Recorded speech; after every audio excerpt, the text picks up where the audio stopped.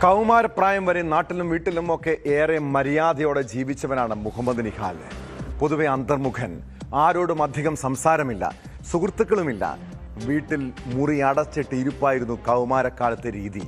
എന്നാൽ പെട്ടെന്നാണ് തൊപ്പി എന്ന നിഹാലിനെ കുറിച്ച് നാട്ടുകാരെല്ലാം കേട്ടത്. ആദ്യം അത്ഭുതമായിരുന്നു.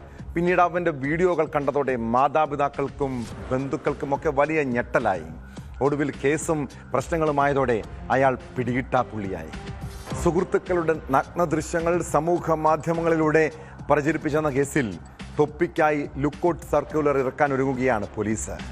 അതിനിടെ തൊപ്പിയുടെ ഗ്യാങ്ങിലെ മുഹമ്മദ് എന്ന മമ്മുവിനെ മഞ്ചേരി പോലീസ് അറസ്റ്റ് ചെയ്തു.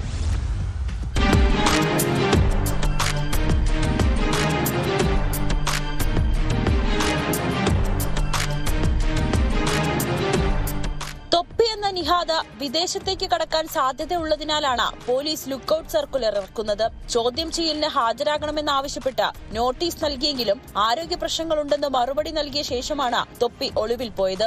മൊഴിയെടുപ്പിന് നോട്ടീസ് നൽകിയിട്ട് തൊപ്പിയുടെ സുഹൃത്തുക്കളും ഹാജരായില്ല. കേസിൽ തൊപ്പിയുടെ മുൻകൂർ ജാമ്യത്തെ എതിർത്ത എറണാകുളം റൂറൽ പോലീസ് റിപ്പോർട്ട് നൽകിയിട്ടുണ്ട്. ചെയ്തത് ഗൌരവ സ്വഭാവമുള്ള കുറ്റമാണെന്നാണ് പോലീസ് പറയുന്നത്.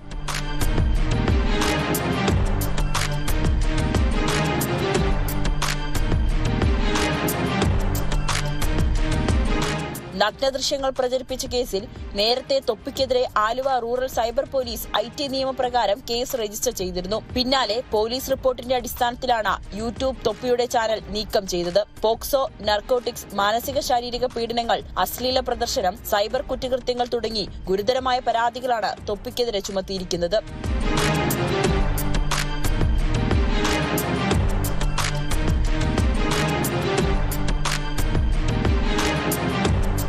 ന്യൂസ് 18 കൊച്ചി.